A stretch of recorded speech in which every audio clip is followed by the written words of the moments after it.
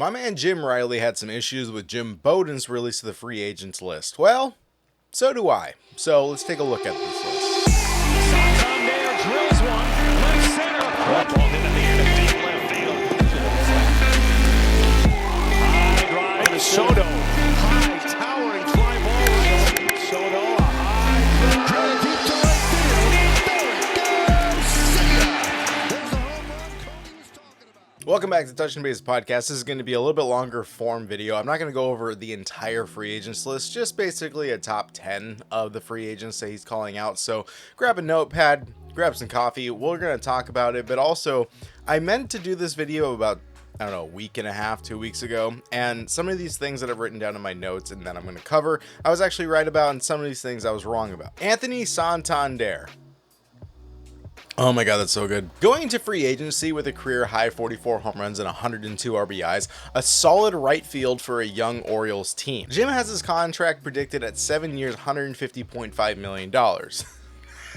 Yeah, no. Tony is 30 years old, and after last year, we know that teams are able to kind of just hold out and get the deals that they want all the way up to the opening day. I know that was mostly pitchers, but it wasn't much sooner for Matt Chapman and Cody Bellinger, who both took fractions of their projected value. Now, Bowden has the Orioles, the Reds, the Blue Jays, and the Mariners. First of all, if the contract was at all close to what he's projecting, the Mariners are out, Blue Jays are out, and the Reds are out unless they can trade away 2 or 3 of their infielders. But I don't see Santander wanting to play for the Reds, even though it's a hitter's ballpark. Keep in mind, money talks, but you still need more for that player if your team's not even projected to make a playoff race. Unless he loves Cincinnati, but I doubt it. I think the Orioles bring him back. Their new ownership, increasing payrolls, and most of all, that is a huge hole for the Orioles to fill when you have a tested and proven player the previous year. On top of that, they traded away Austin Hayes, and I don't think they want to rely on Heston Kjerstad and Colton Cowser all of 2025. Unless the Yankees lose Soto, I mean, the Orioles will probably bring him back. Next is Freddie Peralta. He's going back to the Brewers. Brewers have a team option of $8 million. That is probably the best deal for a starting pitcher in the entire MLB. Blake Snell, he is getting paid. Snell went to the Giants and proved he's still elite. With a no-hitter in a ballpark that is not in the top 5 pitchers ballpark list, literally no prep time in spring training, and was dominant. Now, the Giants did fall on their face in a very elite division. I see Snell going into a new division unless it's the Dodgers, to be honest. Now, Bowden has him going to the Yankees, the Orioles, Mets, Braves, or the Giants. Now, the Giants I could understand, but they were going to have to fork up the money that he wanted originally, especially since he knows he can perform there. But I don't know if he wants to stay because the Giants were just so far out of pocket behind everybody else in the NL West, and that includes the Padres, the Diamondbacks, who only seem to be getting better with their ownership, and then of course the dominant and possibly future dynasty of the Dodgers. As what I said, Giants are out. Unless they're able to give a contract that blows other teams out of the water. The Yankees, I could actually see, it's not that they really need him, but I can see them going for them if, again, they don't get Soto and their money's not tied up in that contract. They will have a huge financial reserve, and they already went to the World Series. You have Cole, Rodon, Hill, and Schmidt, along with kind of Cortez, I guess. Not really. I don't see why the Yankees can't add just a number 1 or maybe even a number 2 if they're trying to think of someone to dethrone Gerrit Cole, especially after this last season. It's very, very, very, very possible. And honestly, in this day and age, it seems like there's a race of who can have the most dominant rotation. The Orioles, sure. They need healthy pitching really bad. Mets, yeah, they have the money. They are most likely losing a couple players when it comes to free agency this year. And after this year's run, they kind of want to pick up where they left off. And the Braves, well, depending on Max Fried, and I would also say the Dodgers are also involved on this. Fair warning, though, for everybody, I may say the Dodgers a lot. They have a lot of holes and all the money in the world. Yamamoto has been hurt. Glasnow missed the playoffs. Then Buehler, Knack, and Miller have failed. They signed Flaherty, but I don't know if he's going to return. And Snell with Glasnow, Ohtani, Yamamoto, you have like the greatest rotation ever. So I don't see why not. On top of that, there's a guy that we're going to mention later on, and I think Blake Snell is a little bit more of a safer bet because of what he's proven he can do. Bregman. Bowden has the Astros, Yankees, Nationals, Mariners, Tigers.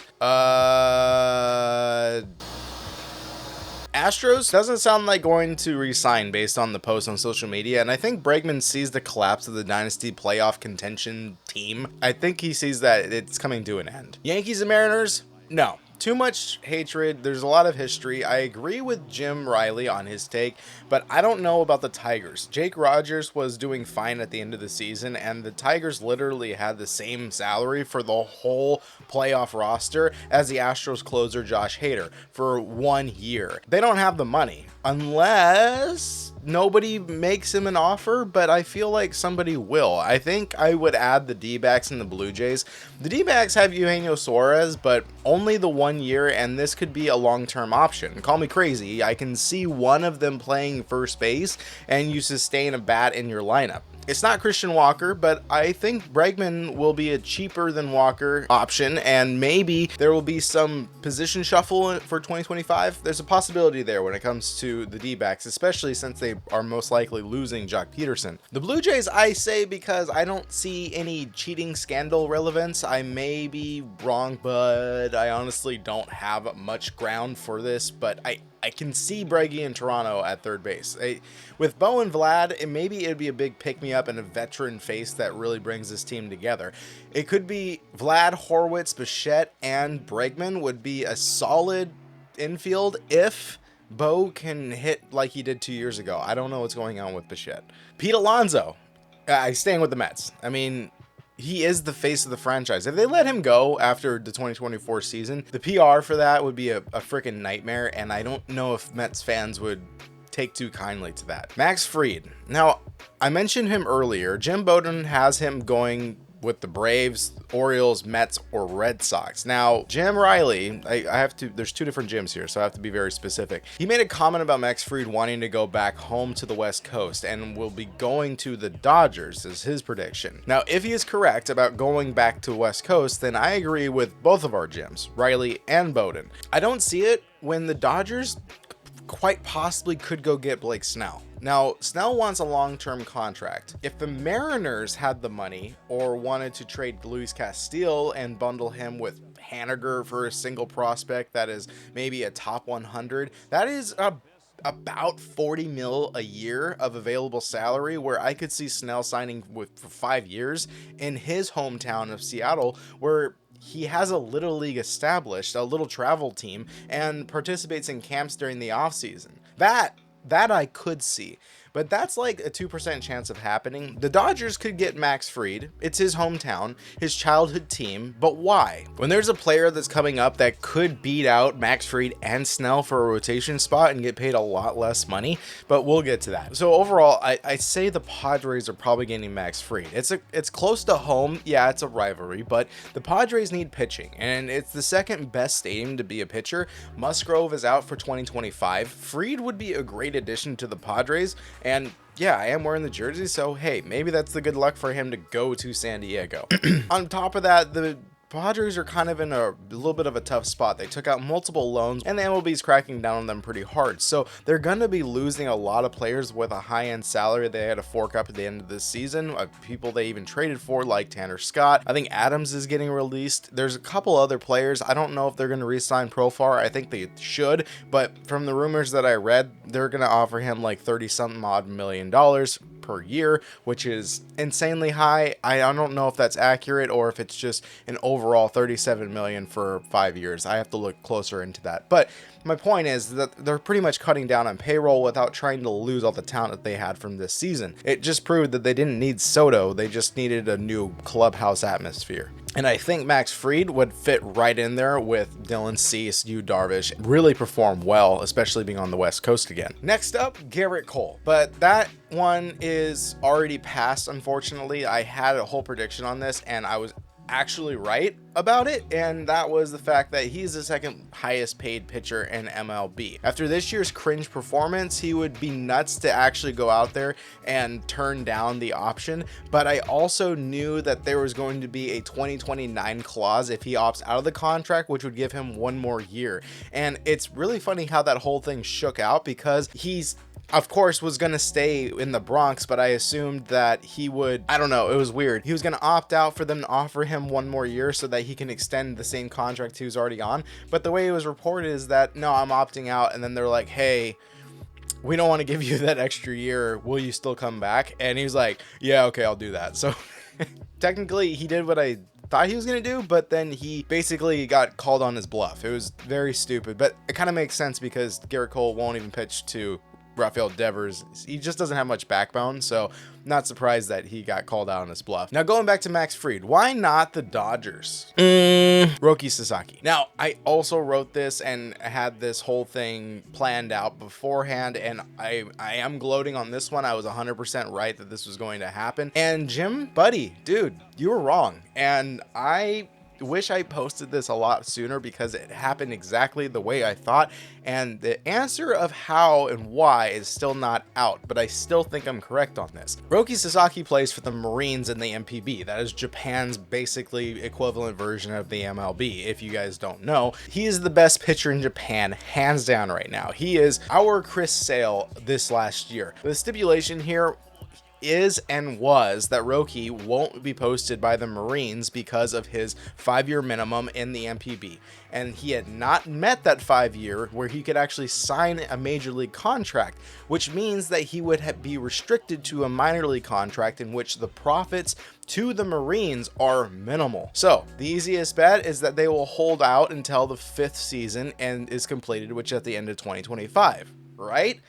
I said no. This is the reason why, and it turns out I'm 100% correct. Now, my predictions for this, he is getting posted this year. He is going to be put up for a minor league contract, but there are loopholes to this, and like any other business agreement, I'm not saying the Dodgers are dirty. I'm saying they could still get him in a minor league contract and secure him forever. The Dodgers now literally own the Japanese market. Japan served up record level TV ratings just watching the Dodgers for Yamamoto and Shohei. Those ratings were compared to the US ratings watching all of the MLB in the postseason. But those ratings were compared to the US ratings watching just the Dodgers, not all of the NLDS. Now, I don't agree with what I'm about to say entirely, but it is very logical. So I think Roki, and this is, I'm hoping he doesn't do this, but this would make complete sense. Roki is going to most likely,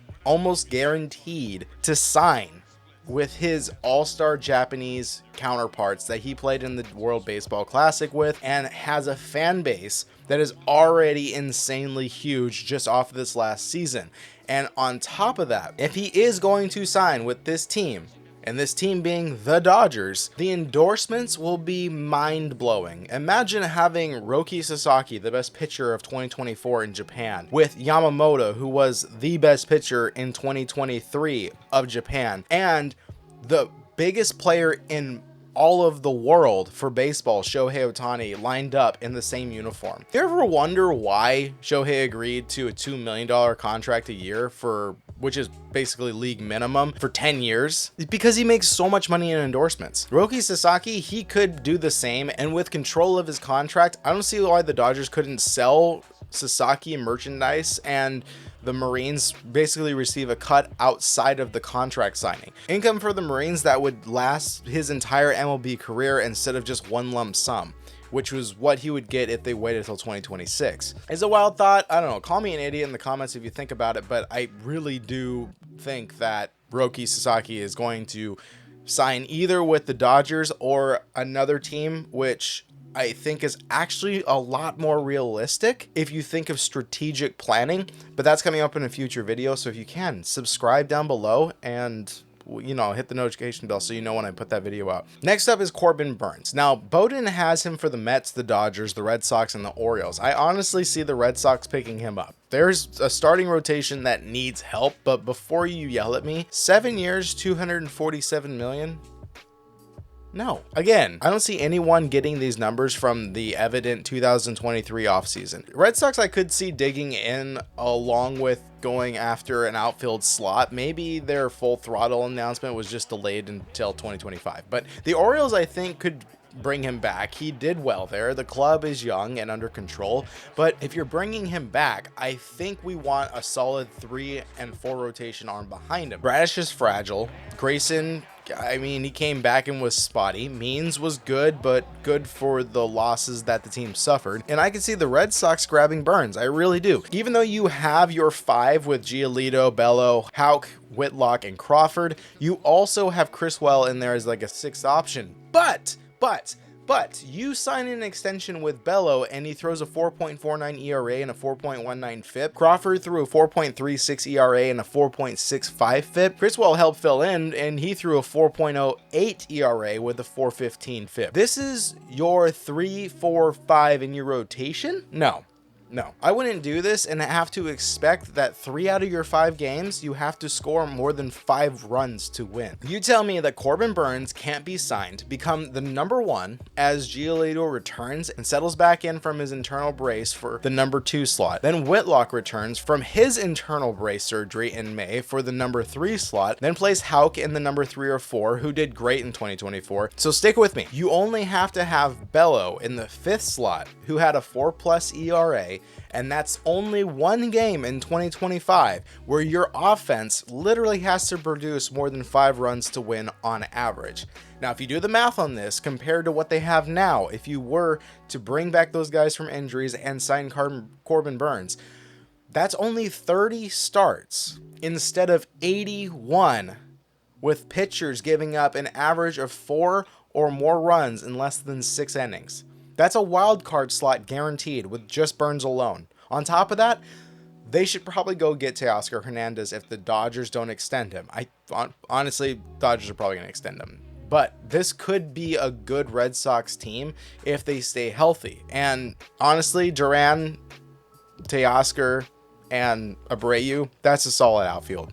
Last but not least, and I obviously don't mean least, Soto. The Yankees, the Dodgers, Phillies, or the Mets. And I also want to throw in the Red Sox. I don't know why, but again, that full throttle comment from last year makes me think that there's a possibility that they did delay it and it's going to come out this year. So those teams, those 5 I just said, that's me. That's not Bowden. It's these teams only. I have made this case before. Soto is one of the most famous players in baseball. I'd say he is a louder name than Judge and is the biggest name in the AL. Why? Because of the trades, the money, the offseason talk. Soto doesn't need to worry about money. He's gonna get paid. But he wants a ring. He wants a dynasty chase. He doesn't care if he's called a ring chaser. Why would he care? Of course, what's the point of playing if you're not chasing that ring? You want to win a championship. That's the point of the game. You know who else is going to be called a ring chaser? Shohei. He signed with a team for league minimum because he wanted the ring. That's the point of this. Whoever offers Soto the money and shows how they are going to win a World Series is going to get Soto. Now, I personally thought before the World Series ended, it was going to be whoever won the World Series. Granted, there has been a lot of talks about the Dodgers just not showing any interest. Because they won, they don't feel like they need him and they don't really want to pay that money. Now, the Yankees, of course, are probably desperate to bring them back because they don't know how they're going to fill that spot when they look at the rest of the available players out there in the outfield, and they don't want to have to give up their prospects and anybody else on the team. They looked terrible, by the way, during the World Series, and they definitely need to make some upgrades because it was like a little league versus a college team playing. It was bad. But at the same time, I think that Soto might ask them to sign him. He might even take a little bit less money if they're willing to go down that route because of the dynasty chase that he's after. It's a big possibility, especially if the Dodgers don't sign Teo. Why not? I'll leave you with this. He's already said he wants to play with Shohei, and he's been feeding the free agency hype this entire time. Now, he already met with the AL East and the NL West. Those talks are probably hyped up, and who knows which route he's going to go. He's going to talk to every single team to see what they have to offer and then make his decision based on there. And honestly, I think if the Dodgers were to make him an offer and it wasn't exactly as much as everybody else, no reason why that he wouldn't actually go ahead and sign with them for a little less money just to get that ring, get that dynasty chase. That's all I'm going to say. What do you guys think? Leave it below, like and subscribe because you're a good person who loves baseball. And I'll see you guys on the next one. Later.